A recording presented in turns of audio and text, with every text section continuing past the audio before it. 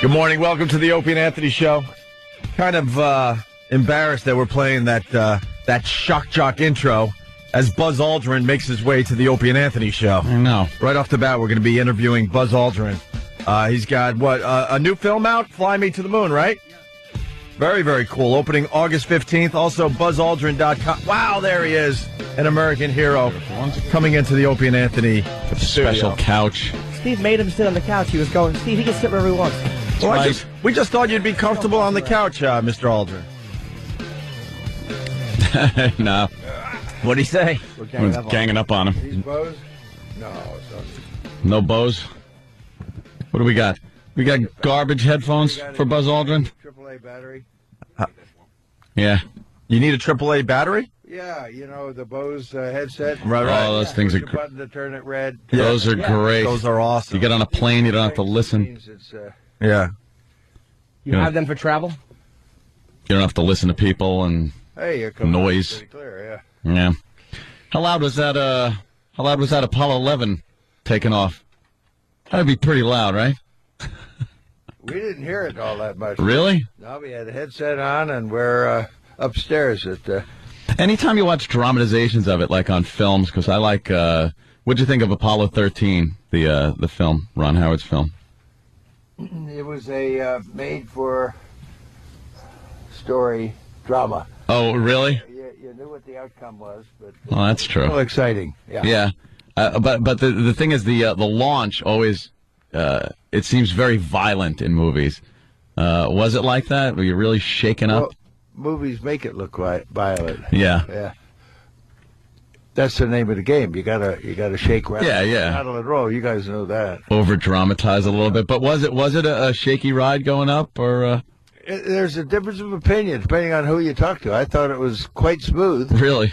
Yeah, I mean, and I look at the films of people in the shuttle where it's shaking all around. Mm-hmm. And I didn't see anything like that. Really? I guess it's all relative, yeah. Because he's a man's man. If it was Jimmy, he would say, it was shaking like an earthquake. The argument that I put forth is that the three of us agreed in some little conversation that we had that we felt at the instant of liftoff that we were no longer attached to the ground. Mm-hmm. Okay, now that's pretty sensitive feel, as if the rockets were, gimbaling a little bit to keep us on course. Well, if you look at the film, slow motion of that rocket going up and see the rocket bells, they're not moving a fraction of an inch. No. But anyway, we had that sensation. Now, if you were shaking like this, you could never come to that conclusion. Right. That the moment of liftoff was just really imperceptible, and it was so smooth that you felt like there was a little steering of the rocket going on. That's amazing. Buzz, what determined who... How do I put a hole in this damn thing? Steve, please, take some coffee. Stop bothering him. Steve. We're trying to get... Want me to help him? No, why would he? He went to the moon. He doesn't need some... He needs Steve helping. I'll help get your coffee cup open. You ever felt like you're helped to death? Yeah. It's like, all right, I think he can handle it. He said, that's all right, big boy. Buzz, what determined... with the painted extremities. What determined which one of the three of you went actually first? Was there anything that... was it because was Neil considered the mission leader, or what? Yeah. Were you ever tempted to just go out of the hell with it and kind of bump him out of the way? I'm a military guy. I know how to take orders. That's what you learn the first couple of days being a plebe. Mm-hmm. Yes, sir. No, sir. Mm-hmm. We like to think you did rock, paper, scissors to see who went first. Now, when I listen back to some of the historical tapes and stuff, there was a little problem with the landing as far as finding a spot to land. And as time goes on now, you realize how critical that was. What were you guys thinking when apparently Neil Armstrong and yourself were trying to find a landing spot for this thing, running out of fuel quickly? Well, the computer was doing its job. It was gonna land itself. Mm-hmm. But nobody wanted to let the computer land in the wrong spot. Right. It couldn't see all the little craters here and there. And Right. Rocks. touch you down, and then you tip over. So it was sort of an accepted agreement among all the commanders that they were going to manually take over at 500 feet. Now, when I say manually take over, that means you're steering the autopilot. You're giving it kind of additional instructions as to what to do and how to steer it. And then it smooths things out and digests them, and so you can take over and get the feel, a response, and then sort of guide it to where you want to go. And we practiced in helicopters doing this, and then we had a monstrous trainer called LLTV, Lunar Landing Training Vehicle. It was a research vehicle at first, and they didn't research it all that well. Oh, is that the one? Several guys had to bail out of it. Eject out, yeah. It didn't have wings. Yeah. And so if the engine quit or something, it was come down. Yeah. Or if it lost control. So you guys had barely any fuel left when you touched down? Was it that close? Yeah, well, early spacecraft are always a little heavier than later ones. And a heavier one requires more fuel to change its velocity and movement. Sure. So it's consuming more fuel as it comes on down to make a landing.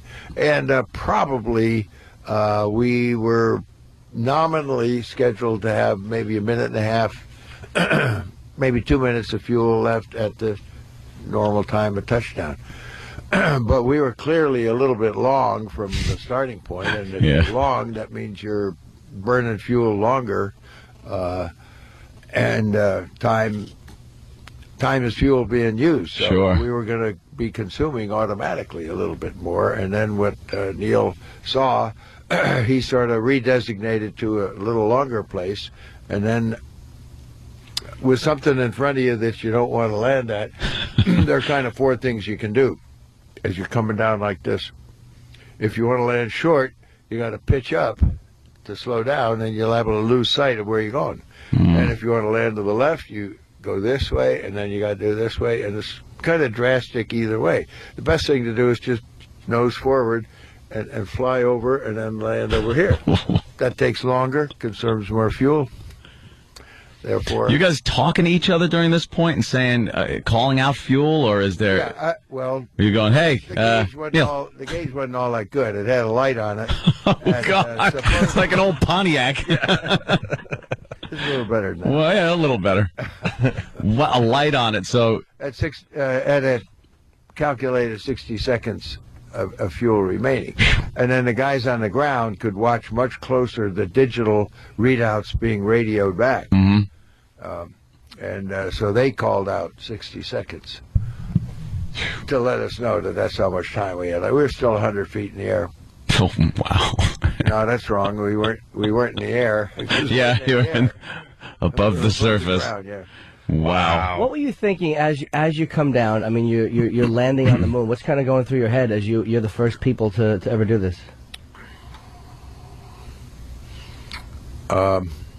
We're not really conscious of what's going through our head. We're responding sort of automatically, as if you're in a helicopter or a lunar landing training vehicle. As long as it looks okay, you keep going with what's okay. You're all right. If it doesn't look okay, then you start doing something about it. So you're not dreaming or conscious of what's going through your head. Just doing your job at that point, I would gather. When did it hit you then? You're right. Like you're probably looking at all the facts and making sure everything is working. When did it actually hit you? Like, wow, I'm on the moon. I mean, like, when did that emotion hit you as opposed to just the facts of doing what you were doing? All the way. You're always conscious of what it is you're doing. And when there's nothing left to do, then you can relax. And when we shut the engine off, when I saw the light come on, which means contact with the surface, there were about 6-foot probes extending down from the landing gear pad. And obviously, when you land, those are going to be bent sideways. And it throws a micro switch, which turns the light on in the cockpit saying that you have just touched the ground. So when that happens, you shut the engine off.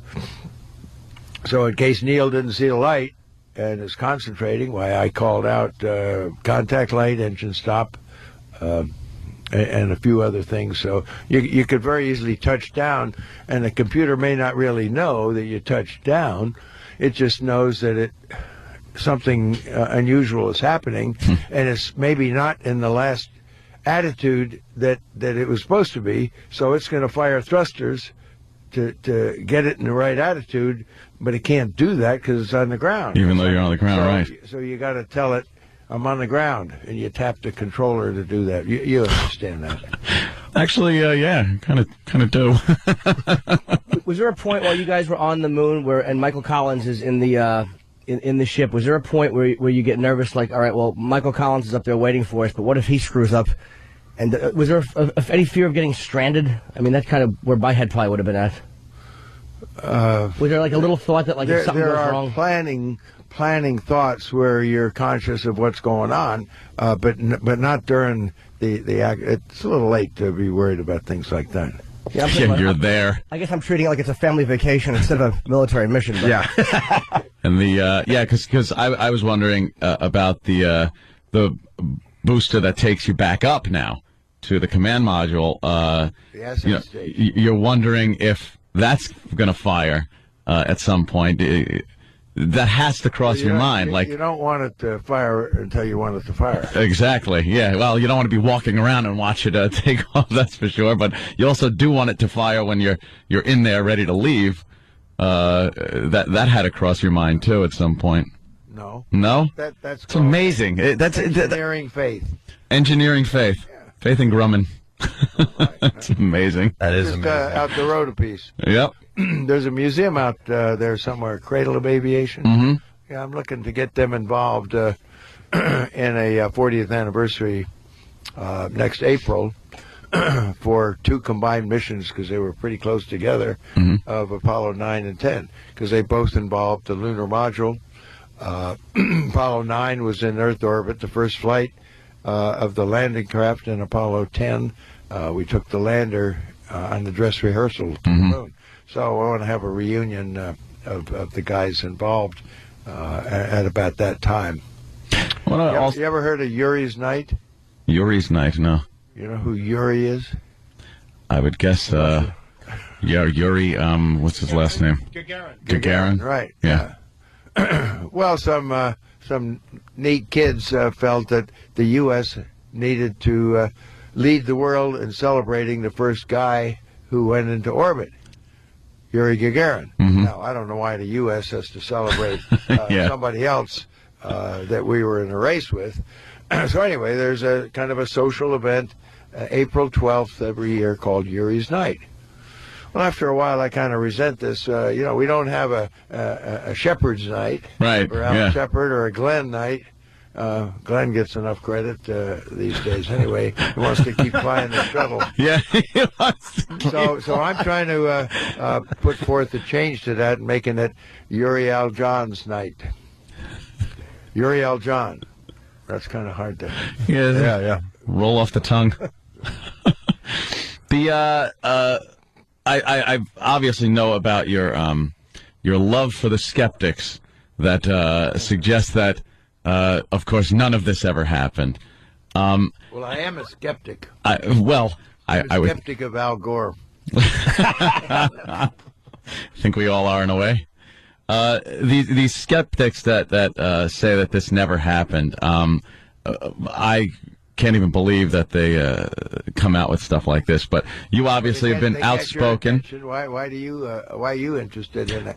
Because it's controversy. That's what your shows are built on. Hey, what's wrong with this? What's wrong with that? Let's fix it right now. I can't stand those people because it's denial.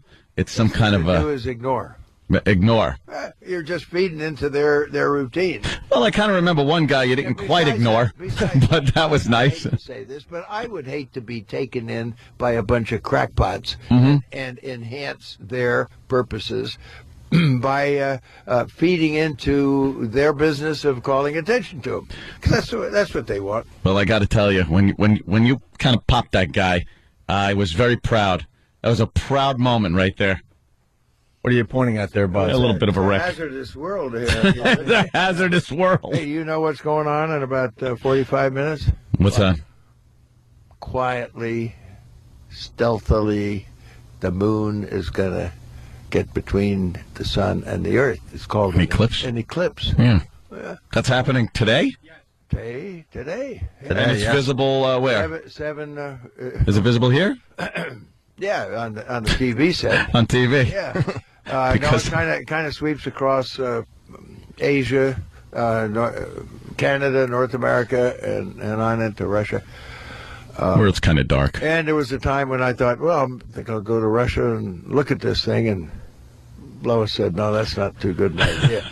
Then somebody invited me up to a simulated Mars location in Canada. It's called Devon Island, where there's a crater. And a lot of things there look as if you're maybe on the Martian surface. So NASA and other people are using that as sort of a simulated training place, and they have a habitat that's landed, and there are a bunch of guys that go up there in the summer, and they kind of camp out for a while. You've been a strong advocate of going to Mars. I've read some of your stuff in Popular Mechanics. Yeah, we need to do that in a deliberate way. Popular Mechanics, yeah, I'm having dinner with those guys tonight. Yeah. But they did a nice story about a year and a half ago on a concept that I came up with, just trying to improve and admire people who are able to bring about change. When Kennedy said on May 25th, I believe that this nation should commit itself to landing a man on the moon and returning him safely to Earth. We like that last part of the phrase.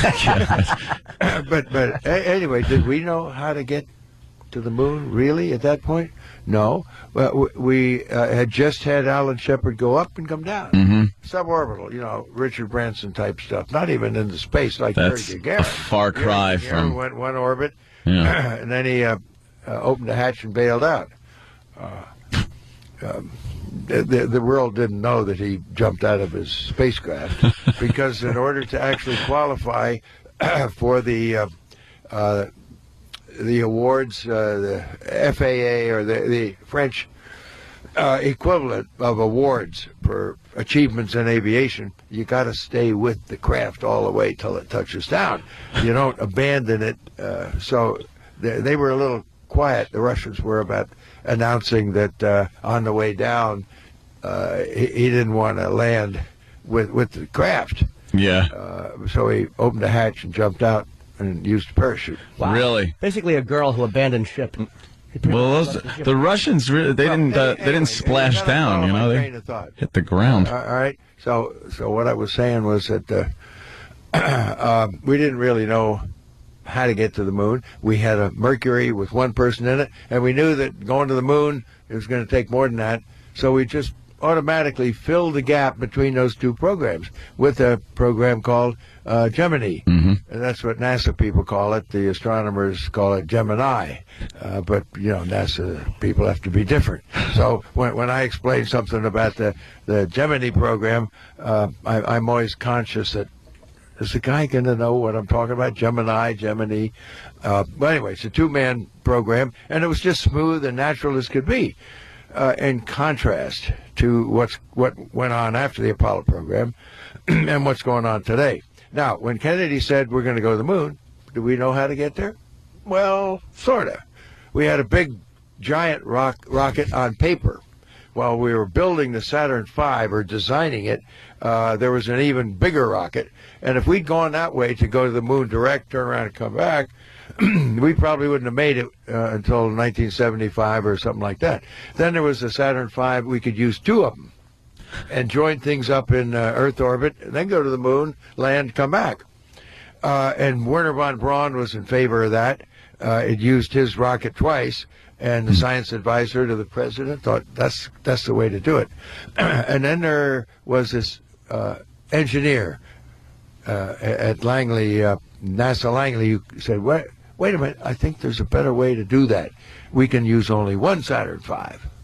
Man, that's a pretty good idea. But we have 2 spacecraft, and we're going to send those 2 spacecraft to the moon. When they get to the moon, 2 guys are going to get in one of them. They're going to land. The other guy's going to stay there. And then when they get through kicking up dust on the surface, they're going to get back in again, and they got to join up with the other craft.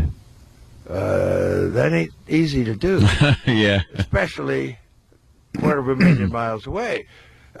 But a bodacious plan called Lunar Orbit Rendezvous was proposed. And in around 1961, 1962, after Kennedy committed us to go to the moon, that's what we decided to do. And von Braun went along with the idea, so did other people. And Gemini was pretty much a practice for docking. The point I'm making is that when we decided to do something, we really didn't, but we were flexible back then. We were adjustable. After we finished Apollo, we had a Skylab mission that used Apollo stuff, but we still had almost 6 years when no American went into space. We had a gap between when we stopped doing one thing and you start doing the next one. We didn't have that after Sputnik, between Mercury and Apollo. And we were flexible early, but we were not flexible when we started designing the shuttle. We made a mistake by thinking we could put 2 crew members in the booster rocket, and they were necessary. I objected to that, but not loud enough. And that was a stupid thing for NASA to do. But NASA was not flexible then to look at the best way to go from the Apollo program to the shuttle program. We had another Skylab, and it's in the Smithsonian. Why the hell didn't we fly it and join it up with the first Skylab? Man, that would have been an even bigger space station. Then we could have flown people to it. We could cram 6 people in an Apollo command module. We could have done that all through the 70s into the 80s, but we didn't. So why didn't they? Nobody was smart enough then. That's what I'm saying, that we were not flexible enough to look at alternative things. Now, that leads us to today, right today, after we lost the Columbia accident, lost 3 guys coming back in, 7 guys coming back into land. We only had 3 left. We had to do something, probably.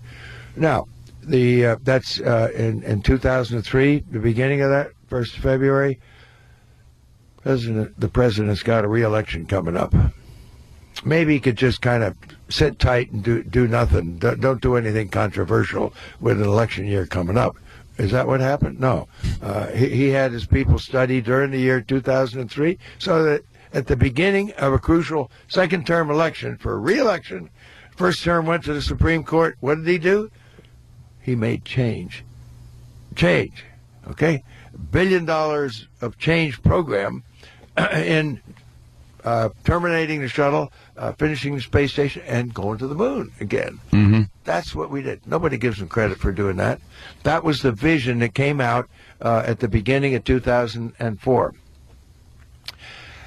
Okay, as we have, NASA has wanted to implement this program, we got a gap. We're going to stop flying the orbiter in 2010. When is the next spacecraft, Orion, that's going to take people to the moon and bring them back? That won't be ready till 2015 or beyond. We got a gap. 5 years, yeah. Have we fixed the gap? No. Are we flexible about re-examining what we're doing? No. We need to do that. That's our problem today. That's my problem, to try and be a catalyst to look at the different options. You utilize that 5 years. We got an election coming along, and 2 guys are going to replace the president that put in motion going back to the moon and on to Mars. And we don't know what either one of them is going to do, but I'm going to try and provide them with a team of very expert people, some of the options that they could pick.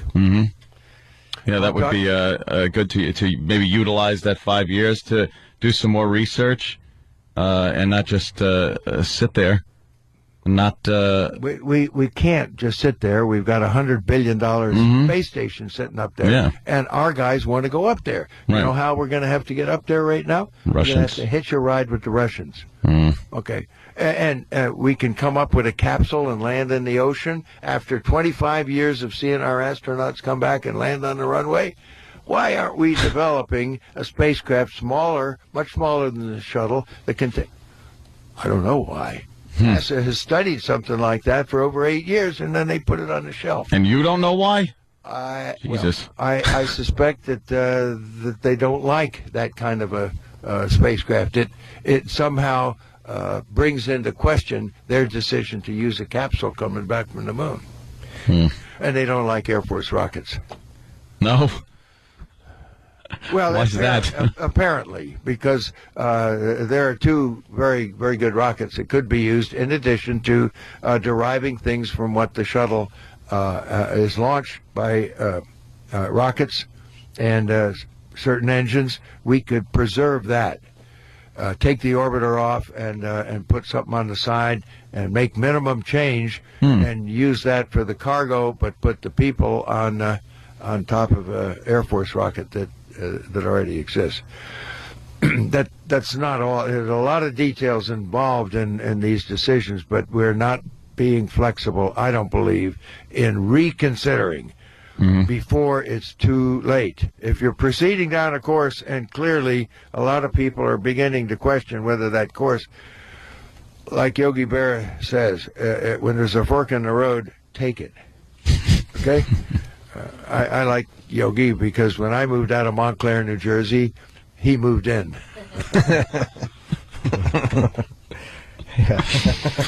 Oh my! I have a question too. It's a different subject, but Dr.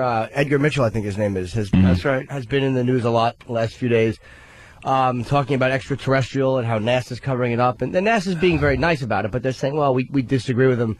I mean, do you know? I'm sure you do know him. And what's your take on it, or your little?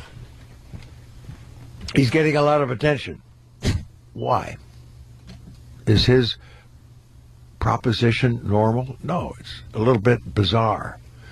People love to pay attention to bizarre things, especially if they involve cover-up and conspiracy. And that really attracts attention. You didn't go to the moon? Oh, yeah, you were doing that in the backstage lot in Arizona or something. People pay attention to that.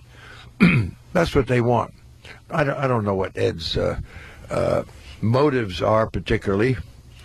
Maybe he does have an inside track to intelligent sources who claim this and that. Well, so do all the UFO claimers. They have an inside track to information that we don't know about. And it makes them feel important.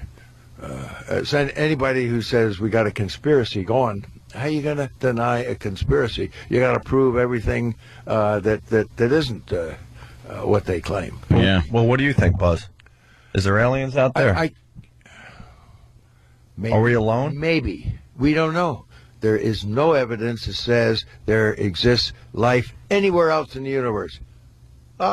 Is that probable? No. It's very, very probable that you given the right conditions around billions and billions of suns, there's bound to be life that will generate itself just naturally, just like it did here in our solar system on the planet Earth. It doesn't seem so remarkable a thing. But there's no evidence. Now, we call ourselves intelligent, so out of all that life was teeming around the dinosaurs and everything, things interrupted. Little big rocks hit the Earth, and unfortunately, the dinosaurs didn't have a space program, so they couldn't stop the thing from coming in and hitting the Earth. So it gave rise to.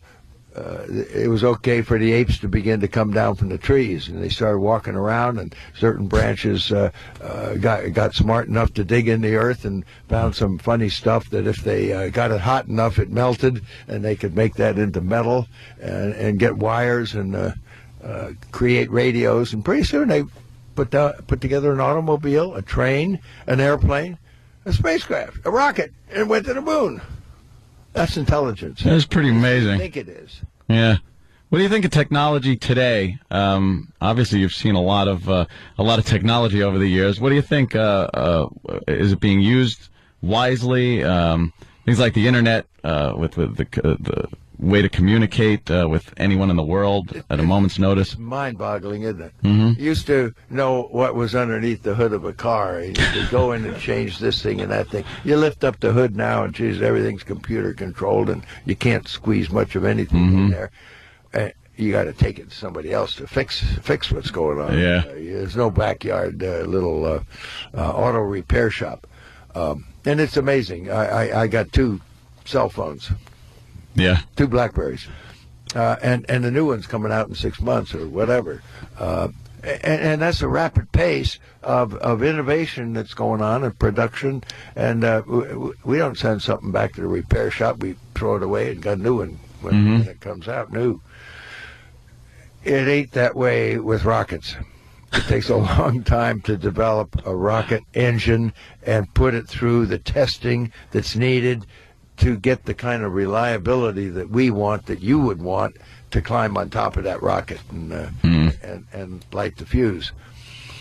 Most of us in the space program don't really like the word blast off. It's a little bit too violent. We like lift off. Hey guys, we got to get Buzz out of here because you're doing Good Morning America, or you're going to do some TV, right? Yeah. Oh, yeah. Which one? Because I mean, our Got a listeners. few more minutes. Okay. A few more minutes. Okay, cool. good. Okay. Hey, good. we got an eclipse coming up in 30 minutes, but you know, Wherever we have to go to Asia. Do you have any? Would you have any motion sickness? I read that there was one of the astronauts that had motion sickness from the time he left, and the other guy just laughed at him because he was vomiting the entire trip. Did you have any motion sick, or anybody you with? If you're sitting in a combined, geez, what am I trying to say? A crowded condition, and you got 3 guys there, and one guy begins to vomit. You're not going to laugh. You're going to help clean up what's going on. And besides that, if you're en route to the moon, somebody's kind of sick, you don't want to turn around and come back. So you tend to downplay what was happening. And roughly 50% people sense some uneasiness from dizziness, maybe a little lack of orientation, to actual churning feeling in your stomach, to nausea, to vomiting. And this happens in maybe about 50% of people in the early minutes, hours, day or 2 of spaceflight. And it's been a concern. Not everybody. But once, and it gets kind of complicated, and I have my theory about it. I think that it's visual and psychological. You can sit in a widescreen theater, okay, and see a scene of roller coaster. Right. And you feel it in your gut. Yeah. How do you explain that?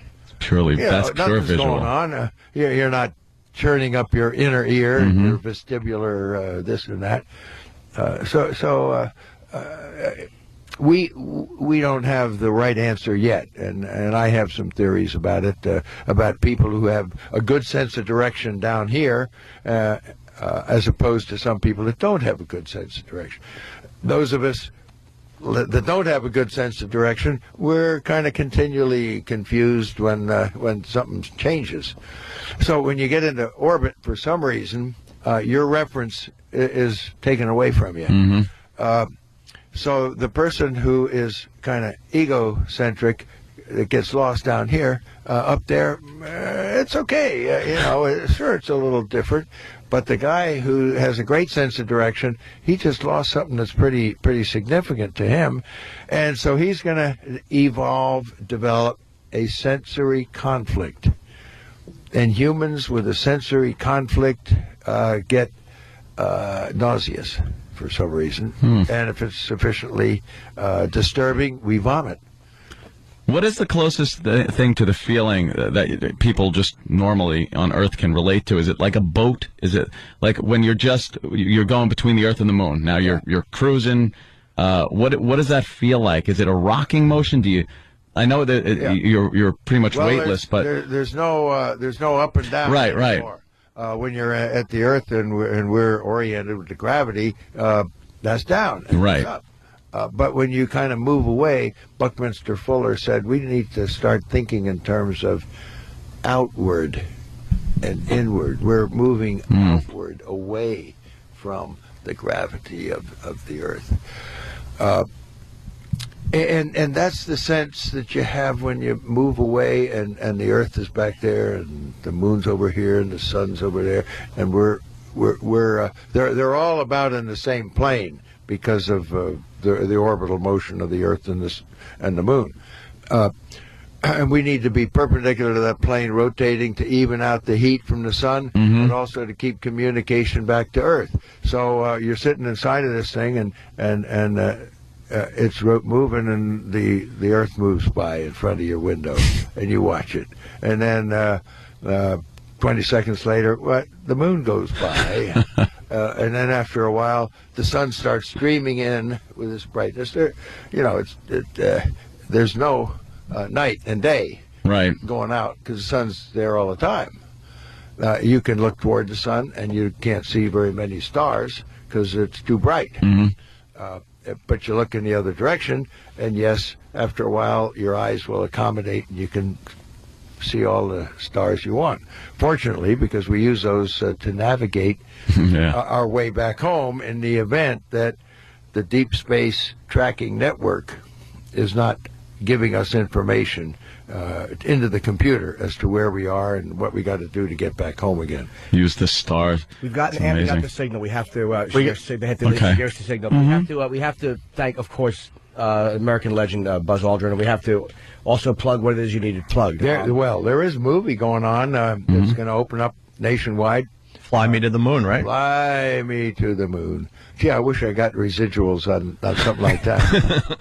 Like Bob Hope, whenever they play Thanks for the Memories, he gets paid a little bit because he promotes that. Fly Me to the Moon is about 3 flies that come from a dump or whatever it is near Cape Canaveral, and this colony of flies see these rockets going up all the time. Anyway, the grandpa fly tries, when he was young, to stow away with John Glenn to go into orbit. But at the last minute, the pad leader comes up and shushes him away and then closes the hatch so he doesn't get to stow away. So the grandson and his 2 cronies, one a geek and one kind of an overweight kid, typical of today's kids. Yeah. They don't listen to their mom about anything.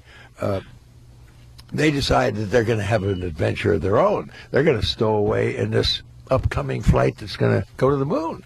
So they want to go to the moon along with this flight. So they figure a way to stow away on board Apollo 11. And then, of course, something has to go wrong that they fix. Because they're small little flies, they can go into the inner computer circuits and fix some short that is going wrong. Anyway, it is true to history, and young kids coming along, they get to see a progression of history of spaceflight, but they also see it mixed in with a very animated, lively 3D with flies going all over the place and surprising the kids, and they scream. This is going to be a big hit. I'm convinced. What's 3D too? Why am I doing it? Well, I'm the only human being that, the real live human being that's in the whole film. I'm in the epilogue. I kind of walk in and say that, our spacecraft don't have flies, really. Nice. Disclaimer. It's called Fly Me to the Moon. It's opening August 15th. 3D film premiering August 15th. And you can also go to Buzz Aldrin, that's ALDRIN.com. And it was such an honor to have you, and we're so happy you were able to come. Yeah, I have a nonprofit, sharespace.org. Good. And buzzaldrin.com. Yeah, we got to get you out of here. You got to go do some TV, Buzz. Okay. This was a pleasure. Buzz Aldrin, everyone.